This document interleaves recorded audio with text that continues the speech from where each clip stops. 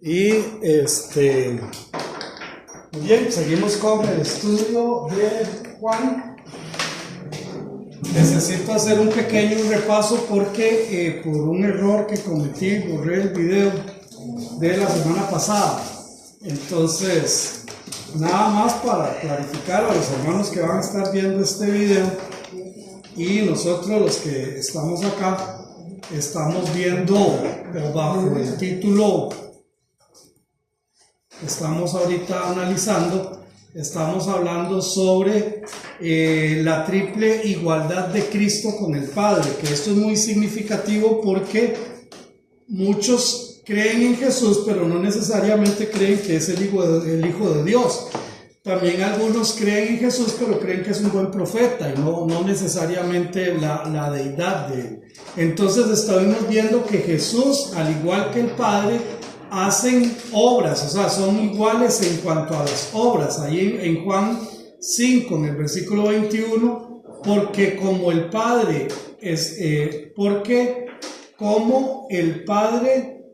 levanta a los muertos y les da vida, así también el Hijo a los que quiere da vida. Entonces vemos que ellos son iguales en cuanto a esto, pero no solamente esto, sino que también son iguales en juicio, o sea, tienen la misma capacidad de hacer o de dar juicio. Podemos ver ahí en Juan capítulo 5, versículo 27, y también le dio autoridad de hacer juicio por cuanto es el Hijo del Hombre. Entonces esto es también de mucha importancia. Y ya hoy vamos a empezar a ver que aunque Cristo nunca pecó, el juicio de todos los pecados del mundo cayó precisamente sobre él. Mateo capítulo 27, versículo 46 dice: cerca de la hora novena, Jesús clamó a gran voz diciendo: Elí, Elí, lama sabactani, esto es: Dios mío, ¿por qué me has desamparado? Y estuvimos también analizando que en la eternidad de Jesús, Él vive en una eternidad, o sea, Él vive en un presente continuo. En este momento fue el único momento donde hubo una desconexión de Él con el Padre. Y esto fue algo pues muy fuerte para Él, muy difícil para Él, y es lo que vemos precisamente aquí en cuanto a la justicia. El juicio final de quienes se identifican con Cristo y tienen fe en su sangre ya se ha verificado en el Calvario. Entonces ya Él hizo todo. Como consecuencia, el creyente, entonces ahora sí, aquí a partir de aquí empezamos, que como creyentes, a partir de la obra que Cristo Jesús hace por nosotros, el creyente se declara justo delante de Romanos 5, 18, que lo tenga, lo puede leer.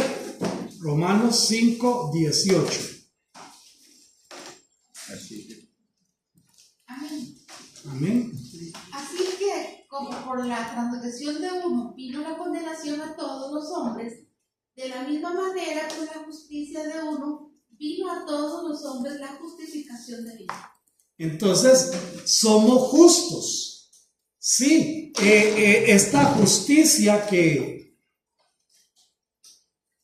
Dios nos da no es por nuestros méritos, por supuesto que no, es todo gracias a la obra de Cristo Jesús. No tiene ningún temor entonces del juicio final. Por eso, hermanos, es que el Hijo de Dios, y digo esto con mucho cuidado porque yo sé que hay personas que tienen, ¿verdad?, cierto temor a la muerte. Yo lo entiendo, o sea, pero no deberíamos de, como hijos de Dios, tener temor a la muerte.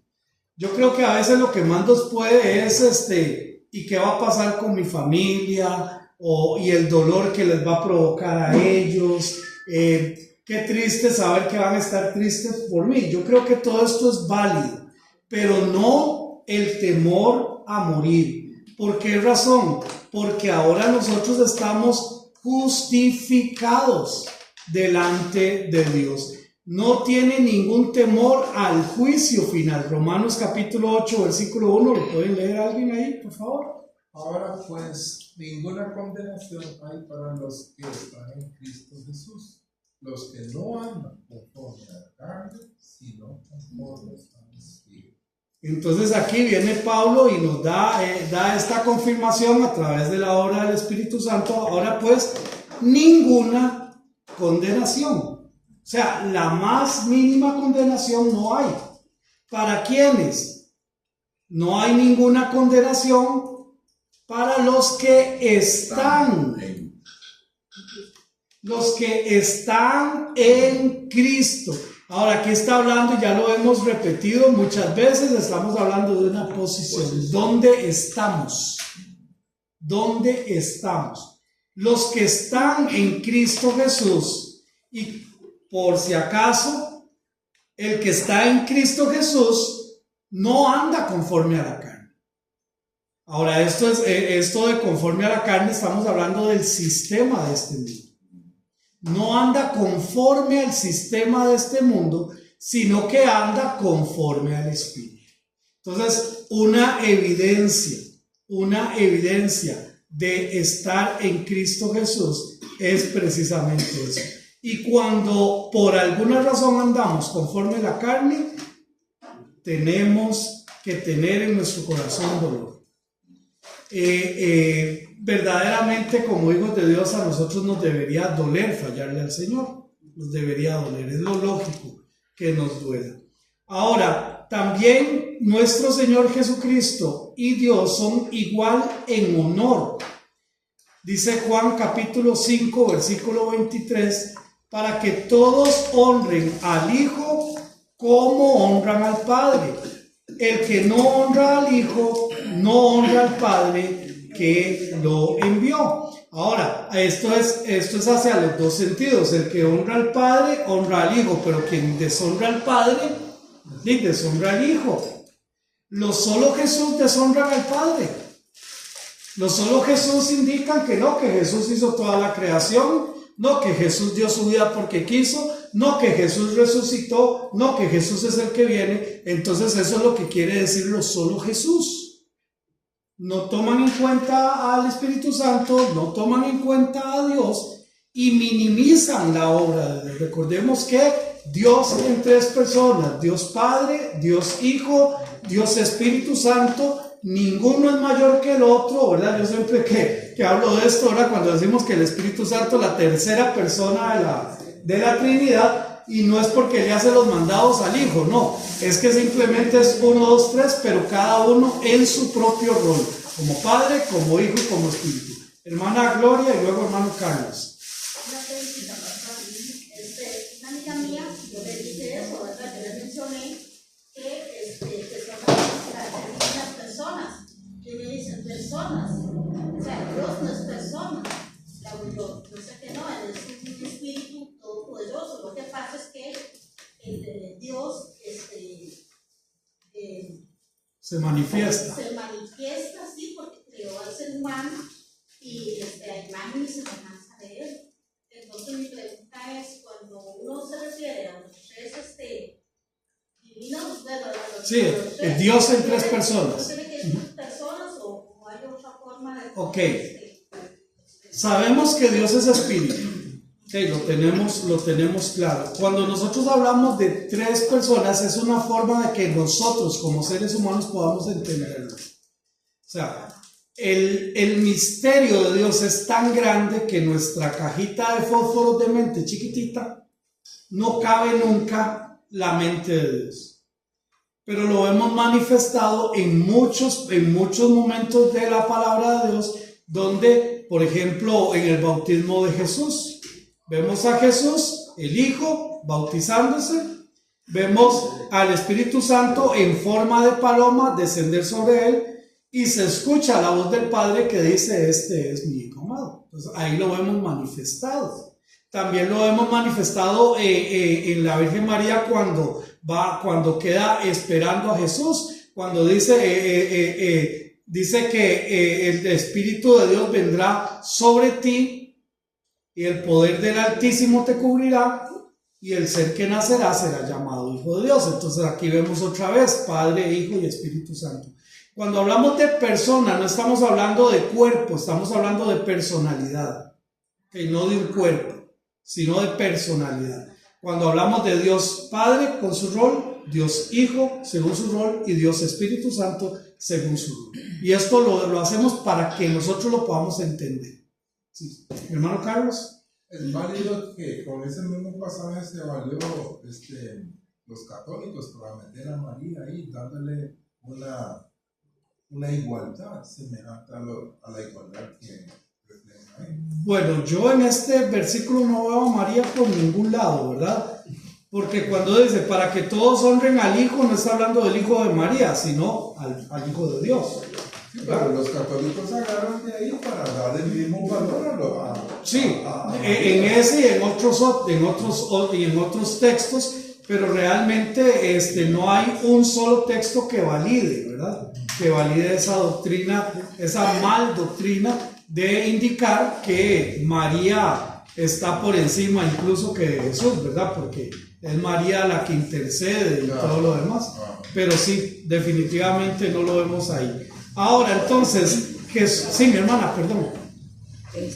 Cuando en el versículo 27 de Juan 5:27, que dice que es el Hijo de hombre, bueno, ya usted nos ha enseñado qué es lo que significa ahí, pero cuando a Ezequiel se le llama Hijo de hombre, no tiene nada que ver con este Hijo de hombre. Ajá. O sea, sí, eso es lo que quiero que me explique, porque Dios le llama Hijo de hombre a Ezequiel. Ok, tendría ahorita que ponerme a buscarlo. Vamos a buscar un versículo de Ezequiel. 2, vamos a buscarlo. Un momentito.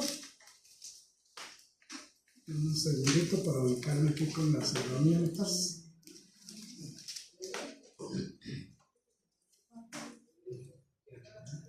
Ezequiel, capítulo 2. Capítulo 2, verso. En el versículo, desde el versículo 1, y lo llama también en el 8, en el 13.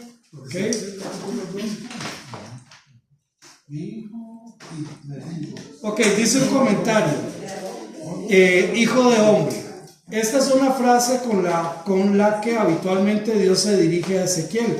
Aparece 93 veces en este libro. Daniel es el único profeta a quien también se le aplica este nombre, pero esa expresión aparece solo una vez en el libro. En hebreo hay varias palabras que se traducen como hijo. La primera es ish, que se refiere al hombre como varón o esposo. 2, enos, que es un término poético que rara vez se emplea en singular. Es más bien un término colectivo que se refiere a hombre como varón o como varón. Abarca a todos los géneros humanos. Parece referirse a la debilidad y fragilidad de la mortalidad del hombre, quien tomó sobre sí mismo no la naturaleza de los ángeles, sino de la raza humana después de que 4,000 años de pecado dejaran su huella por generaciones.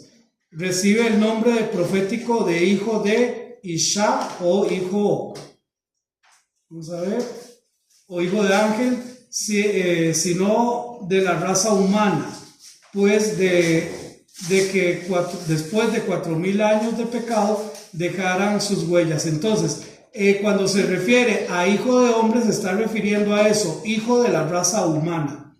El que se lo llame hijo de hombre le recuerda a Ezequiel que es miembro de la raza humana. Dios se proponía emplear instrumentos humanos para transmitir su mensaje de salvación a las almas que estaban por perecer. Podría haber empleado otro medio, pero podría haber constituido a sus ángeles en embajadores. Una voz audible desde el cielo podría haber proclamado el evangelio, pero Dios deseaba que el hombre fuera participante de los goces del ministerio de abnegación y de favor hacia otros. Entonces, el término, ya leo la palabra, ¿no? hijo de hombre es simplemente hijo de la raza humana, no tiene ninguna connotación espiritual ni mucho menos. Hermano Naaman. Estaba por aquí revisando y en Ezequiel la frase es hijo de hombre, ¿verdad? Pero Jesús se refiere a sí mismo como el hijo de hombre, y ese él convierte la frase en un título más mesiánico, es un título sobre él mismo, no es solo referirse al ser humano, como bien estás explicando, que es en el caso de Ezequiel. En el caso del Nuevo Testamento es Jesús nombrándose a sí mismo y dándose ese título de manera de ser el Mesías. El Mesías. Entonces, hermanita, cuando se usa en Ezequiel simplemente es: usted es un hijo de hombre, usted es un ser humano, usted es de la raza humana y usted va a dar este mensaje. Esa es la intención. Ezequiel 3, refiriendo a hijo de hombre también, Ezequiel 3, 1 y 2, ¿se lo dan? Sí, está bien, ¿no? Me dijo: hijo de hombre, come lo que tienes ante ti, come este rollo y ve y habla a la casa de Israel. Abrí mi boca y me hizo comer aquel rollo. Sí, se lo comió. Literal. También Daniel. Y la palabra al principio le sabía dulce, después fue como amarga. Eso era todo un significado. Pero sí, así tal, literal. Literal. Sí. O sea, no era papel. Recordemos que en aquellos tiempos los pergaminos y todo estaban hechos con diferentes otros materiales, sí, ¿verdad? siempre que eso era como algo significativo. No. Ok, en algunos casos, ¿verdad? En algunos casos lo tuvieron que hacer Ezequiel, Daniel y Juan también en el Apocalipsis, ¿verdad? Y dice que al principio era dulce, pero conforme fue bajando fue amargo. Recordemos que aquí cuando habla de comerse el libro está hablando de la palabra, lo que Dios está diciendo. Pero sí, fue literal. Pastor, y también en Ezequiel 2, el Señor le hace ver a Ezequiel que aunque vaya a estar entre escorpiones y vaya a estar en situaciones difíciles, le hace la promesa que Él va a estar siempre con él. O sea, le hace a referencia a su naturaleza humana y le dice claramente: no tengas miedo, porque ellos son cosas rebeldes. Yo voy a estar con vos siempre, voy a estar ahí, voy a estar en situaciones, y le apela que no tenga miedo, que la presencia de Él va a estar con él. Ahora, ¿qué es este comentario? Dice que la lección que se deseaba enseñar exigía ser ilustrada de forma dramática. El profeta no debía escoger su propio mensaje. Entonces a eso es lo que se está haciendo allí referencia. Y sí, era un asunto prácticamente literal. Ok, entonces ahora vemos que Dios y Jesús son iguales en honor, ¿verdad? Jesús revela el para qué o el propósito por el cual el Padre le otorgó al Hijo el dar vida y juzgar, funciones que pertenecen solo a Dios. Sin embargo, a Dios le plació que su Hijo viniera con este mensaje.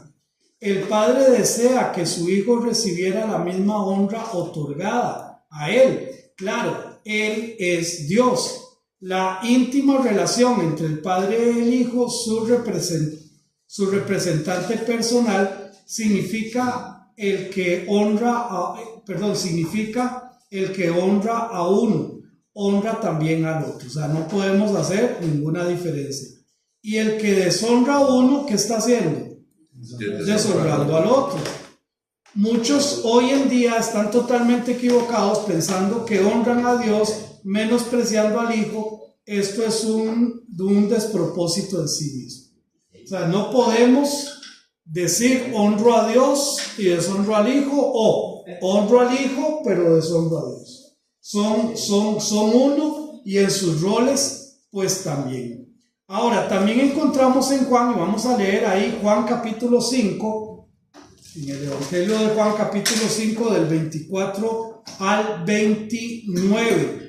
Y vamos a ver la triple resurrección. Vamos a ver 3 resurrecciones que habla en este pasaje. Vamos a leer primero Juan capítulo 5 del 24 al 27. El que lo tiene lo puede leer y ahí está de todas maneras reflejado. De cierto os digo, el que oye mi palabra y crea que me envió, tiene vida eterna, y no vendrá a juicio, mas pasó de muerte a vida. De cierto os digo, vendrá hora, y ahora es, cuando los muertos oirán la voz del Hijo de Dios, y los que oyeren vivirán. Porque como el Padre tiene vida en sí mismo, así dio también al Hijo que tuviera vida en sí mismo, y también le dio potestad de hacer juicio, por cuanto es Hijo de hombre. No os maravilléis de esto, porque vendrá hora, cuando todos los que están en los sepulcros oirán su voz, y los que hicieron bienes saldrán a resurrección de vida, mas los que hicieron males a resurrección de juicio. Ok, gracias hermano. Esta resurrección, por supuesto que estamos hablando espiritual, no estamos hablando de levantar muertos, ni mucho menos. Ahora sabemos que Dios tiene todo el poder, ¿verdad? Y toda la potestad de hacerlo. He escuchado en algunos momentos, ¿verdad? Este tipo de manifestaciones donde algunos muertos han vuelto a la vida. Son excepciones muy esporádicas, podríamos decirlo. No sabemos las razones del por qué pasa, ¿verdad? Solo Dios sabrá, pero no es algo usual, ¿verdad? Por ejemplo, uno de los eventos más fuertes que marca la palabra del Señor fue cuando nuestro Señor Jesucristo, precisamente, ¿verdad? Resucitaron varios, ¿verdad? Allí en ese momento. Entonces, pero aquí estamos hablando de resurrección espiritual. Efesios capítulo 2, versículo 1 al 3, nos lo aclara. Y Él os dio vida a vosotros cuando estabais como muertos. Ahora, ¿qué es estar muerto? Sin vida, totalmente. Pero muertos ¿en qué? En delitos y en pecados, en los cuales anduvisteis en otro tiempo, siguiendo la corriente de este mundo, conforme al príncipe de la potestad del aire, el espíritu que ahora opera en los hijos de desobediencia, entre los cuales también todos nosotros vivimos en otro tiempo, en los deseos de nuestra carne, haciendo la voluntad de la carne y de los pensamientos. Y éramos, pasado por naturaleza, hijos de ira, lo mismo que los demás. Entonces aquí estamos hablando de esa resurrección espiritual. Esta resurrección pasa cuando los pecadores oímos la palabra de Dios y creemos en su mensaje. No es escuchar por escuchar. Es cuando escuchamos, y ese escuchar nos hace cambiar, nos hace arrepentirnos. Y mis hermanos, por eso yo lo he dicho en varias ocasiones. A veces pensamos que con solo decirle a alguien que levante la mano en un culto ya es salvo. No podemos caer en eso. Nosotros necesitamos explicarle a esa persona que si no viene al arrepentimiento, que si no siente dolor por su pecado, que si no entiende que con su pecado está deshonrando a Dios, no puede haber una salvación genuina. O sea, puede haber una emoción y un tiempo muy bonito y qué bonito, pero tiene que haber ese sentir en el corazón. ¿Y saben qué es lo más bonito? Que eso no se debe de perder. ¿Por qué? Porque lamentablemente le seguimos fallando a Dios. Pero a veces nos vamos haciendo, voy a usar un término, a veces nos vamos haciendo carebarros o conchudos. Y entonces ya no nos sentimos tan mal. Ya no nos sentimos tan mal cuando le fallamos al Señor. Y esto es algo que se tiene que saber. En el relato de Juan 5, este hombre realmente era un muerto entonces en vida, hasta que tuvo ese encuentro con Dios. Cristo es la vida misma. Juan 4:14-6 dijo, Él dijo, yo soy el camino, yo soy la verdad y yo soy la vida. Entonces solo hay un camino, pero también solo hay una verdad, pero también solo hay uno que da vida. Ese es Jesucristo. Y nadie viene al Padre si no es por mí. 14:6. 14:6, sí, Juan 14:6. Perdón si dije otra cosa. Ahí está. La resurrección también para vida eterna. Y ahí lo vemos en Juan capítulo 5, versículo 28 y 29. ¿Quién lo quiere leer? Leo, Amén. pastor. Amén.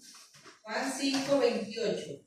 No os maravilléis de esto, porque vendrá hora cuando todos los que están en los sepulcros oirán su voz, y los que hicieron lo bueno saldrán a resurrección de vida, mas los que hicieron lo malo a resurrección de condenación. Ok.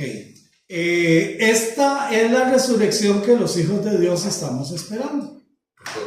Sí, mi hermano. Pregunta. Uh-huh. Yo entiendo perfectamente, obviamente, la parte de la resurrección como, digamos, el premio al llamamiento de Cristo y de hacer a través de la regeneración de los pecados, ¿verdad? Pero, por ejemplo, ¿por qué aquí enfatiza, por ejemplo, en este caso, digamos, la resurrección a los que hicieron lo bueno y a los que hicieron lo malo? Porque no están dosándole, digamos, la salvación a un acto, digamos, de si fue bueno o si fue malo, lo cual es totalmente, digamos, contrario. Antagónico con el mensaje bíblico. Ajá.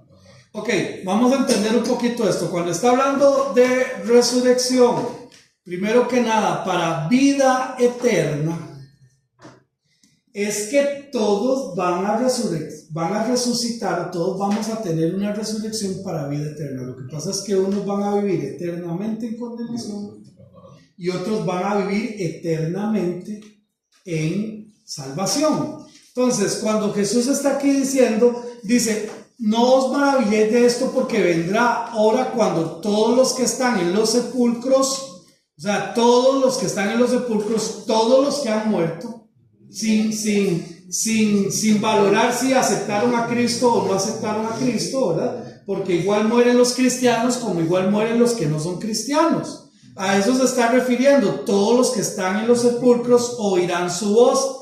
Y los que hicieron lo bueno, ahora aquí está cuando dice que hicieron lo bueno, por supuesto que se está refiriendo no a obras, sino hicieron lo bueno que precisamente aceptar el mensaje. Eso está diciendo que todos los buenos levantaron, porque ¿quién es bueno? Dice la palabra del Señor que no hay justo ni a uno, no hay quien haga lo bueno, no hay ni siquiera uno. Entonces no está diciendo que los buenos, ¿verdad?, son estos, sino los que hicieron lo bueno. ¿Qué fue hacer lo bueno? Bueno, en nuestros tiempos es precisamente aceptar a Cristo. Eso es lo mejor que podemos hacer. Podemos tener 10,000 errores, 70,000 errores, pero si hay algo bueno que hemos hecho en nuestra vida fue habernos humillado delante de Dios. Y, sí, mi hermanita. Una preguntita. Bueno, a veces que la gente hila muy delgado. Bueno, pero yo en este momento en mi mente también estoy delgado. Ese sepulcro para mí es los que han muerto, porque mucha gente no fue sepultada. Sí, bueno, estamos hablando en los tiempos de Jesús. También en los tiempos de Jesús murió mucha gente en el mar. Sí, lo que pasa es que cuando usamos el término sepulcro es como nosotros, cuando usamos, alguien va a enterrar, ¿en dónde? En el cementerio, o sea los que murieron. Los que murieron, Para independientemente. Es como el simbólico de muerte, donde se pone esto, ¿verdad? Entonces, ahora, mi hermano, entonces, los que hicieron lo bueno, ellos saldrán, sí, van a vida eterna, sí, van a vida eterna, van a salir de los sepulcros, sí, van a salir de los sepulcros, pero van a salir ¿a qué? A una resurrección de vida. Los que hicieron lo malo, ahora no está hablando de que si mataron, que si esto y que lo otro, no, los que rechazaron a Cristo Jesús, los que rechazaron el mensaje, ellos van a resucitar, sí van a resucitar, pero ¿para qué van a resucitar? Para una condenación. ¿Okay? Entonces aquí no está valorando si la persona es buena o es mala, sino que esa acción de recibir o no recibir a Cristo. Entonces, Primera de Tesalonicenses, versículos del 4, del 13 al 18, nos habla precisamente de esto. Pablo, hablándole a la iglesia, le dice: tampoco, hermanos. ¿A quién le está hablando? A los hermanos. Tampoco queremos, hermanos, que ignoréis acerca de los que duermen, un término para determinar los que han muerto, para que no se entristezcan o no os entristezcáis como los otros que no tienen esperanza. Entonces hay algunos que tienen esperanza, pero hay otros que no tienen esperanza. ¿Por qué? Porque ya murieron. O sea, ya lo que no se decidió en vida, ya no se decidió. Pastor, una pregunta: ¿en qué momento se va a dar esta resurrección? Son dos momentos diferentes, hermano. Ajá. Son dos momentos diferentes. Bueno, voy a dejar esto aquí, ahorita vuelvo. Vamos aquí. Ok, vamos aquí con la resurrección. Cuando nosotros morimos, nuestro cuerpo vuelve a la tierra, el espíritu vuelve a Dios y empezamos a gozar de la vida eterna. Ahí en ese mismo momento. La Biblia no enseña, no sostiene lo que algunos llaman el sueño de los justos. El sueño de los justos es una doctrina que dice: yo me morí y me quedé dormido hasta el día de la resurrección. No. ¿Qué es lo que va a pasar en este momento? Nosotros vamos a estar con Cristo Jesús, ¿ok? Y vamos a estar allí. Pero va a llegar el momento en que vamos a venir con Cristo Jesús, y es lo que nos habla Primera de Tesalonicenses. Dice: y los muertos en Cristo resucitarán primero. El cuerpo se va a levantar y en el aire se va a unir con el espíritu, con el alma, con lo que estamos con Dios, y vamos a tener cuerpos ahí glorificados y regenerados. Ese va a ser la resurrección de los que mueren en Cristo. La resurrección de los que mueren sin Cristo lo vemos en Apocalipsis 19. Después de que han pasado toda la gran tribulación, viene ese juicio. Y entonces dice que fueron levantados los muertos, grandes y pequeños. Aquí no se está refiriendo a edades, sino se está refiriendo a reyes, lo mismo que un mendigo, grandes empresarios, lo mismo que un chofer. O sea, igual, grandes y pequeños se van a presentar delante del Señor y van a ser abiertos los libros. Se habla en plural, los libros. Algunos creemos y pensamos que esos libros va a ser la palabra de Dios. Van a ser abiertos. Y va a ser abierto el libro de las obras. Ahora dice las obras, sean buenas o sean malas. Pero también va a ser abierto el libro de la vida. Vean todos los libros que van a ser abiertos. ¿Y cuál es el único libro que se va a consultar?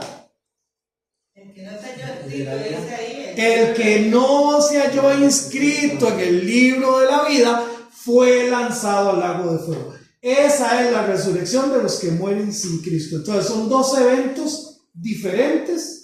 Unos vamos a resucitar para glorificación, el cuerpo va a ser levantado. Otros después van a resucitar, pero para condenación. ¿Okay? Son dos momentos diferentes. Entonces Primera de Tesalonicenses nos está hablando de ese primer momento, los que vamos a resucitar con Cristo. Tampoco queremos, hermanos, que ignoréis acerca de los que duermen, para que no os entristezcáis como los que no tienen esperanza. Porque si creemos que Jesús murió y resucitó, ahora pregunto, ¿cuántos creemos aquí en que Jesús murió y resucitó? Amén. Amén, lo creemos. Entonces, porque si creemos que Jesús murió y resucitó, así también traerá Dios con Jesús, ¿a quiénes? A los que durmieron con Él. En él, perdón. Por lo cual os decimos esto en palabras del Señor, que no todos viviremos, que nosotros que vivimos, que habremos quedado hasta la venida del Señor, no precederemos a los que durmieron. Y me encanta porque Pablo aquí estaba esperando a Cristo Jesús. Él dice, nosotros que estamos vivos no vamos a ir por delante de los que murieron. Dice, porque el Señor mismo, con voz de mando, con voz de arcángel y con trompeta de Dios, descenderá del cielo. Y los muertos en Cristo, ¿qué van a hacer? Van a resucitar primero. ¿Primero que quiénes? Primero que nosotros, lo que estamos hablando ahora. Luego nosotros, los que vivimos, ok, porque cuando el Señor venga, algunos van a estar muertos, otros van a estar vivos, no sabemos qué es lo que nos va a tocar a nosotros. Pero si estamos vivos en ese momento, las tumbas de los cristianos se va a levantar, se va a abrir y ese cuerpo va a salir. ¿Ok? Nuestro Señor Jesucristo viene porque el Señor mismo con voz de mando y con voz de arcángel y con trompeta de Dios descenderá del cielo. Y los muertos en Cristo resucitarán primero. Dice, luego nosotros, los que vivimos, los que hayamos quedado, seremos arrebatados juntamente con ellos. ¿En dónde? ¿En dónde? Porque esto es importante. En las nubes para recibir al Señor. ¿Cuándo el Señor bajó a la tierra? No, Él está en el cielo. ¿Lo ven? Él está en el cielo. Y entonces dice, los que hayamos quedado seremos arrebatados juntamente con ellos en las nubes para recibir al Señor. ¿En dónde? En el aire. Y así estaremos siempre con el Señor. Por tanto, alentados los unos a los otros con estas palabras. ¿Y por qué tanto énfasis en que el Señor está en el cielo y está en el aire? Por una razón. Todavía no ha puesto el pie en la tierra. Sí. Porque todavía, porque este va a ser el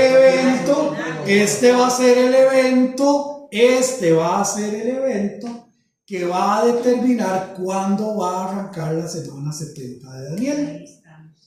Y se cumple lo que Jesús y lo que Dios siempre ha hecho. Antes de destruir Sodoma y Gomorra, Dios sacó a los fieles. Antes de que se diera la inundación, pudo haber sido global o pudo haber sido una parte, no lo sabemos, pero antes del gran diluvio Dios no sacó a sus fieles. Siempre antes de una gran destrucción Dios ha sacado a sus fieles. Por eso nosotros creemos que el pueblo de Dios no va a pasar por la gran tribulación. ¿Cuándo es que Jesús va a poner sus pies sobre el monte Sión y se va a partir en dos? Cuando termine la gran tribulación con la guerra de Armagedón. Cuando el Señor va a destruir a todos sus enemigos. En ese momento va a hacer eso. ¿Y dónde está el milenio? A partir de ahí empieza el milenio. Entonces vean que es de lo que está hablando aquí el Señor. Nosotros, nuestro cuerpo va a quedar aquí. Nosotros vamos a estar con el Señor. Yo les he dicho, el ejemplo más claro, o sea, es si alguien toca la puerta a mi casa ahora en este mismo momento y le preguntan, ¿está Don Marvin? ¿Qué le tiene que decir mi esposa? No está. Ahora, ¿eso quiere decir que deje de existir? No estoy allá, pero estoy aquí. Cuando nosotros morimos, dejamos de estar aquí, pero vamos a estar con el Señor. Amén. Muy bien. Cuando usted habló ahorita de que los libros serán abiertos, en esa resurrección, también los que ya habíamos muerto en Cristo Jesús y que estamos con el Señor, ahí vamos a estar presentes también. De espectadores, diríamos uno, ahí para ver quién. Para mí, el libro va a estar lleno de los que estamos ya con Cristo, sí. Y todos los demás que están condenados. Dice Apocalipsis que va a haber una gran multitud vestidos de ropas blancas y vamos a reinar con Él para siempre. Probablemente estemos, probablemente estemos allí, no vamos a ser parte del juicio, no estamos en el juicio, ya nosotros hemos pasado por lo que vamos, el tribunal de Cristo, ¿verdad? Vamos a estar en el tribunal de Cristo para recibir recompensas de acuerdo a lo que hayamos hecho para el Señor. Pero el punto aquí, mis hermanos, es que a partir de ahí tenemos una gran tarea. ¿Cuál es la gran tarea? Gobernar con Cristo estos 1000 años. ¿Dónde? Aquí en la tierra. ¿Cómo? Con cuerpos glorificados. Después del milenio, ¿qué es lo que se da? Después del milenio, bueno, después vamos a seguir ahí, ¿ok? Después del milenio, Satanás va a ser suelto por un corto tiempo y va a volver a engañar otra vez a la gente. Ahora, ¿qué es lo que está pasando aquí, mis hermanos? Vean qué sencillo, vean qué fácil que es esto. Durante el milenio van a entrar personas que no tienen cuerpos glorificados, porque estaban en la tierra. Ellos van a seguir su vida normal, van a volver a poblar la tierra, van a tener hijos. Ahí es donde Daniel capítulo 7 creo que es donde dice que el que muera joven, que ustedes dicen, uy, mira, pero qué jovencito, casi ni vivió, va a morir de 100 años. Y donde dice que el león va a estar ahí pastando ahí como una serpiente, y un niño va a estar jugando ahí, porque toda esa maldad no va a estar. ¿Por qué? Porque Satanás va a estar atado durante 1000 años. Y toda la honra y toda la gloria va a ser para Dios, que va a estar reinando en Jerusalén. Y Él va a pedir tributo, y Él va a pedir honrar a Dios, y muchos lo van a hacer por conveniencia. Entonces viene alguien de Paraíso de Cartago y dice, bueno, ¿y qué me toca? Honrar a Dios, porque si no, no llega la lluvia a su tiempo. Si no, nos llega la lluvia tardía, la lluvia temprana, la tierra se va a volver árida. Entonces es un buen negocio para mí honrar a Dios, pero no hay un corazón real que quiera honrar a Dios. ¿Ok? Cuando Satanás es suelto por un corto tiempo, él vuelve a hacer su trabajo. ¿Cuál es el trabajo del diablo? Engañar. Y va a levantar otro ejército. ¿Qué interesante? Después del milenio va a levantar otro ejército, pero eso ni siquiera les va a dar tiempo de ponerse de acuerdo, sino que Jesús mismo va a venir y les va a destruir. Eso es lo que se llama la guerra de Gog y Magog. Después de esto, el juicio final. Después de esto, la destrucción de la tierra. Todos estos elementos van a ser destruidos, y después de esto va a bajar la nueva Jerusalén, y ahí vamos a estar con el Señor por siempre. Cielo nuevo, tierra nueva. Después de eso, ¿qué sigue? No sé, el Señor escribió hasta ahí. ¿Qué más? No lo sabemos. Solo sabemos que vamos a estar por toda la eternidad con Él. Amén. Muy bien, Primera de Corintios. No, todo esto va a ser destruido. Toda esta tierra va a ser destruida, y va a bajar la nueva Jerusalén. Sí. Primera de Corintios 15, versículos 51 y 52. He aquí os digo un misterio: no todos dormiremos. ¿Qué quiere decir dormir? Morir. Pero todos seremos transformados en un momento. Por eso se habla de la parousia. Es algo rápido, el arrebatamiento. En un momento, en un abrir y cerrar de ojos. ¿Cuánto dura usted pestañeando? A la final trompeta, cuando suene la trompeta, porque se tocará la trompeta, y los muertos serán resucitados incorruptibles, y nosotros seremos. Pero ojo con esto. Ustedes ven en este versículo reflejado el juicio de las 7 trompetas. No, yo diría una trompeta. No, ¿verdad? No. Pero los que dicen que la iglesia va a pasar por la tribulación, o el pueblo de Dios va a pasar por la tribulación, toman como base este versículo, porque dicen en un momento, en un abrir y cerrar los ojos, a la final trompeta. Entonces ven, esa es la última trompeta. Perdón, pero ¿quién está diciendo que esa es la última trompeta de Apocalipsis? Vean qué clase de exégesis. Y a más de uno lo tienen vacilado con esto. No, el Pablo está diciendo que se va a tocar la trompeta. Claro, Primera de Tesalonicenses lo dijo, el mismo Señor, con voz de mando, con voz de arcángel, con trompeta de Dios. Esa es la trompeta que va a sonar. No tiene nada que ver con los juicios de Apocalipsis. Pero vean cómo engañan. ¿Lo notan? ¿O solo yo lo noto? Ok. Veamos que la Biblia nos enseña una resurrección general, así como nos enseña un juicio. Veamos que la Biblia no enseña una resurrección general, o sea, todos juntos. Así como no enseña un juicio general, ya hablamos. Tribunal de Cristo para recibir recompensa, mientras que en la tierra está pasando, ¿qué? La gran tribulación.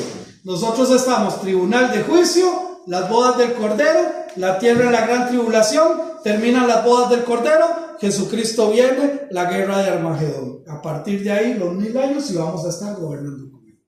Amén. Pastor, es que esto no es así tan fácil de entender, pero digamos, esos muertos serán resultados incorruptibles. ¿A cuáles muertos se refieren? A todos, y le A voy a todos, explicar por qué. buenos y malos. ¿Saben por qué? Porque este cuerpo en el lago de fuego no dura 3 segundos.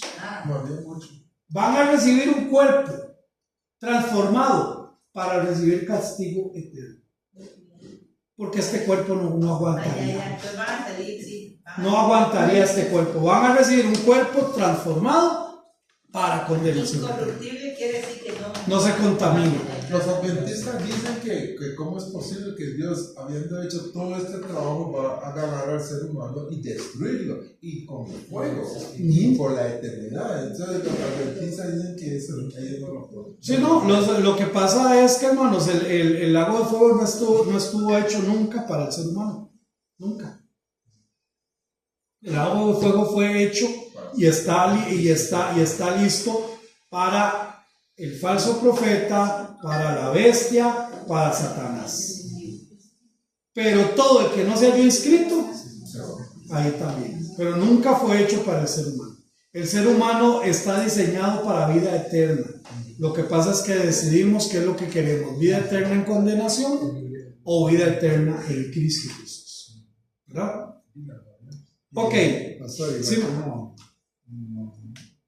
cuando se llama cuando se va el ángel, digamos, que se puso en contra de Dios. Sí, Lucifer. Ajá, me está explicando usted que, digamos, para eso fue hecho el lago del fuego, ¿verdad? Exactamente. Para que él, porque se puso en contra de Dios. Porque se quiso ser igual a Dios. Exactamente. Y otra cosa también que hace quizás que quería comentar, digamos, en la palabra que Jesucristo fue pobre, ahí está muy claro lo que es lo que usted está explicando sobre a dónde iremos. El seno de Abraham. Y el otro. El lugar de consuelo y el lugar de tormento. Exactamente. Ahora, mis hermanos, vea, por eso es tan importante esto. Es también importante recordar que nosotros sí estaremos ante el tribunal de Cristo. Este tribunal de Cristo lo vemos ahí en 2 Corintios capítulo 5 versículo 10. Porque es necesario. Ahora, ¿qué es algo necesario? O sea, no lo podemos pasar. O sea, tiene que. Porque es necesario que todos nosotros comparezcamos. ¿Qué es comparecer? Presentarnos ante el tribunal de Cristo. Para que cada uno reciba, no es para quitarle, es para recibir. ¿Ok? Según lo que haya hecho mientras estaba en el cuerpo. Sea bueno o sea malo. Primer punto, aquí no está hablando de salvación, aquí está hablando que porque somos hijos de Dios vamos a estar allí. Pero por supuesto que hay buenas obras y malas obras. Ahora yo levanto la mano antes de hacer la pregunta. ¿Cuántos de nosotros que ya somos hijos de Dios, que ya tenemos a Cristo Jesús en nuestro corazón, hemos hecho buenas obras, pero también malas obras? Van de la mano los dos. Entonces, pero si Jesús dijo que me perdona mis pecados, ahora resulta que va a aparecer ahí donde yo me robé aquella plata. Aquí lo bueno y lo malo lo va a determinar todos aquellos pecados que no hemos confesado delante de Dios. Todas aquellas acciones que hacemos entendiendo que están en contra de la voluntad de Dios, pero las seguimos haciendo. y no hay arrepentimiento y no hay dolor en mi corazón. Y los pecados privados, yo les digo que les he dicho que tiene dos acepciones. Una es que no lo confieso porque me da vergüenza y por eso lo hago en forma privada, para que solo yo, solo yo me dé cuenta, según yo. Y la otra acepción es muy simple, porque me gusta tanto el pecado, que yo no se lo quiero dar a Cristo Jesús. No quiero que Él intervenga en esa área de mi vida. Si el Señor me llama a su presencia y yo tengo pecados privados, cosas que yo no le he confesado a mi Señor, cosas de las cuales yo no me he arrepentido, áreas de mi vida que yo no se las he dado, allí van a estar. Pero esto no determina si soy salvo o no soy salvo. Si soy salvo, voy a estar ahí. ¿Qué es lo que va a determinar? Va a determinar los galardones, las coronas, los premios. Y como yo les he dicho, mis hermanos, en forma jocosa, pero es así de simple y de serio. Esas coronas no van a ser para irlas a empeñar ni para andarlas luciendo. Esas coronas va a ser que para cuando estemos al frente, donde están los 24 ancianos, donde están los ángeles honrando y glorificando a Dios, y los 24 ancianos se quitan sus coronas y las tiran a los pies de Jesús y le dicen: solo tú eres digno de recibir la honra, la gloria y el poder. ¿Se imaginan qué privilegio yo tener coronas para poderlas poner delante del Señor? ¿Se imaginan qué cosa más hermosa? Y no todo lo contrario que dice Primera de Juan, y no más bien salir de allí avergonzados. Salvos, sí, pero avergonzados por nuestras acciones. Primera de Juan, no sé si nada más me ayuda para no salirme aquí del... para que no salgamos de allí avergonzados. Primera de Juan creo que es 4.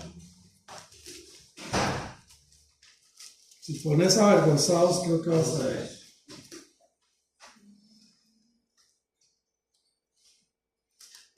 Qué difícil, sí, pastor, ganar coronas.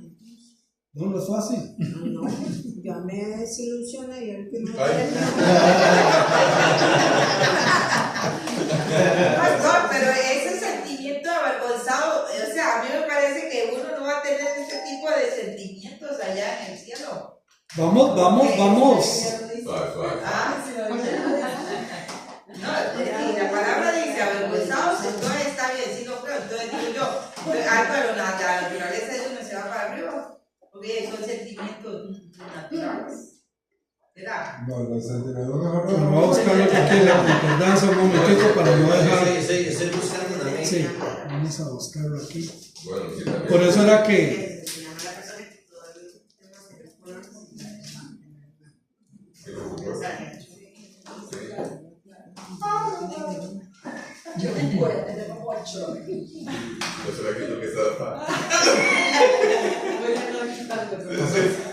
Así por encima de pastor, no sé. Ahí está, Primera de Juan, perdón, hermano, ya voy, téngalo un momentito. Primera de Juan capítulo 2 versículo 28. Y ahora, hijitos, permaneced en él para que cuando se manifieste tengamos confianza, para que en su venida no nos alejemos de él avergonzados.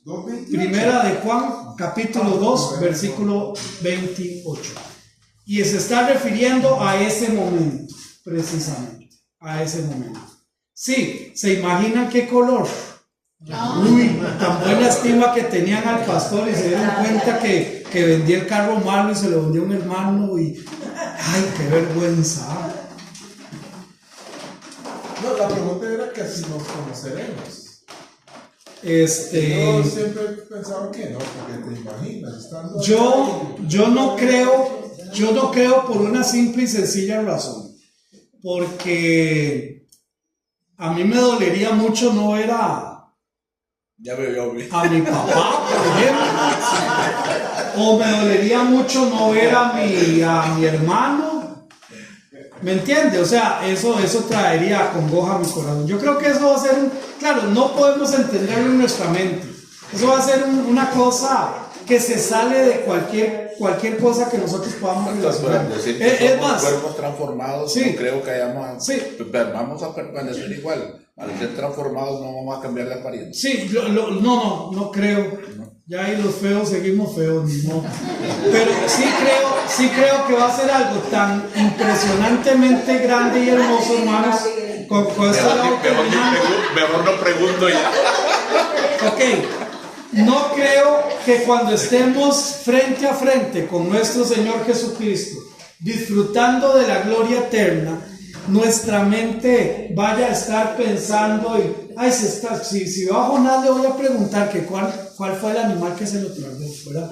O quiero preguntarle a Moisés cómo se sintió cuando no lo dejaron entrar a la tierra prometida. Entonces lo pensamos nosotros aquí ahora, pero en ese momento, ¿verdad? ¿Dónde lo enterraron? Cuando estemos allá, yo pienso que todo ese tipo de cosas, la gloria del Señor va a ser tan grande y tan hermosa que no. Basados en la parábola del rico y Lázaro, como que en esa parábola sí hay un cierto reconocimiento cuando dice que el malo, bueno, el rico alzó sus ojos y vio a Lázaro, sí, lo reconoció.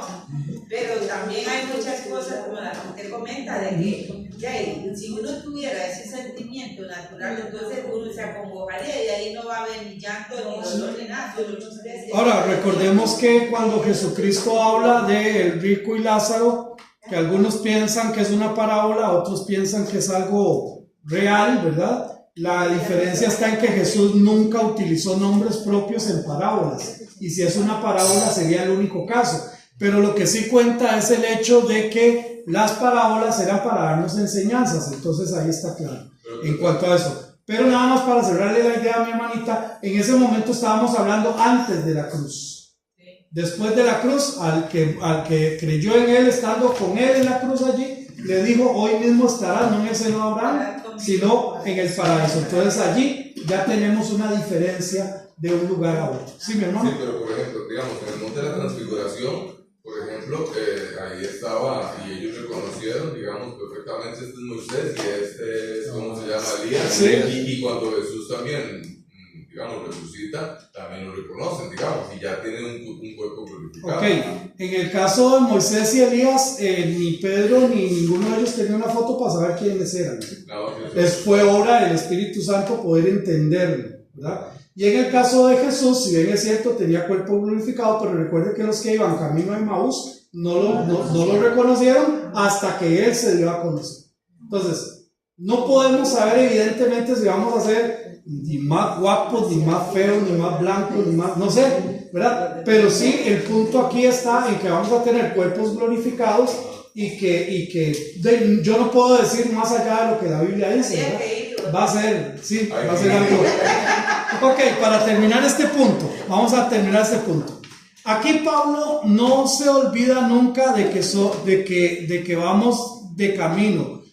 Perdón, aquí Pablo no se olvida nunca, no se olvidaba nunca de que vamos de camino, no solamente hacia la gloria, sino también hacia el juicio. Porque todos hemos de comparecer ante el tribunal de Cristo. O sea, tengamos presente esto. Sí, vamos para la gloria, pero no se le olvide que también va para el tribunal de Cristo. Amén. Nada más no se le olvide, ¿verdad? Es como, voy de paseo, sí, pero no se olvide que tiene que ir a agarrar el ferry a las 6 de la mañana. O sea, póngale. De eso se está refiriendo. La palabra para tribunal es bema o bema. Este tribunal no es para salvación, sino para valorar los galardones, las coronas que por el trabajo para el Señor se logran. Las que serán para glorificar a nuestro Dios y ponerle a sus pies en adoración eterna. Todos los cristianos debemos rendir cuentas por la forma en que vivimos para Cristo. Mateo 16:27. Porque el Hijo del Hombre vendrá en la gloria de su Padre con sus ángeles y entonces pagará a cada uno conforme sus obras. Romanos 14 del 10 al 12. Pero tú, ¿por qué juzgas a tu hermano? O tú también, ¿por qué menosprecias a tu hermano? Porque todos compareceremos ante el tribunal de Cristo. Porque Cristo está, vivo yo, dice el Señor, que ante mí se doblará toda rodilla y toda lengua confesará a Dios. De manera que cada uno de nosotros dará cuenta de sí. Y lo que acabamos de leer, 1 Corintios 3. Conforme a la gracia de Dios que me ha sido dada, yo como perito arquitecto puse el fundamento. Ahora, ¿cuántas veces se pone el fundamento? Y otro edifica encima. ¿Quién edifica encima? Otro. ¿Encima de qué? Encima del fundamento. Pero cada uno mire cómo sobreedifica, porque nadie puede poner otro fundamento que el que está puesto, el cual es Jesucristo. Y si sobre este fundamento alguno edificare oro, plata, piedras preciosas, estas son cosas que van a permanecer, pero algunos podrían estar construyendo con madera, con heno, con hojarasca.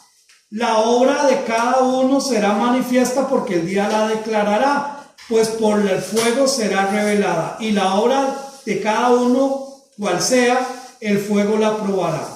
Si permanece la obra de alguno que sobreedificó, recibirá recompensa. Bueno, los que edificaron piedras preciosas, ¿ok? Pero si alguien edificó madera en hojarasca, se lo va a llevar el fuego. Así la obra de alguno que se quemare, él sufrirá pérdida. Claro, ¿se imaginan ustedes lo que es que alguien diga, yo he trabajado para el Señor, pero su interés era otro, y llega allá y resulta que era pura paja todo? ¿No será una pérdida? Dice, si la obra de alguno se quemare, él sufrirá pérdida. Si bien él mismo será, ¿qué? Salvo. Será salvo, porque aquí no estamos hablando de salvación, aunque así como por fuego. Como decíamos en mis tiempos, con los pelos dejados en el alambre, pero pasó. Muchos se van a salvar así. Por eso es importante desde ya entender que vamos para la gloria, pero también vamos para el juicio. Y revisar cómo está nuestra vida delante de Dios. Cómo son nuestras acciones delante de Dios. Cómo estamos viviendo nuestra vida delante de Dios. Amén. Amén. Muy bien, vamos a recoger diezmos y ofrendas. Yo creo que ya lo recogieron. Gracias.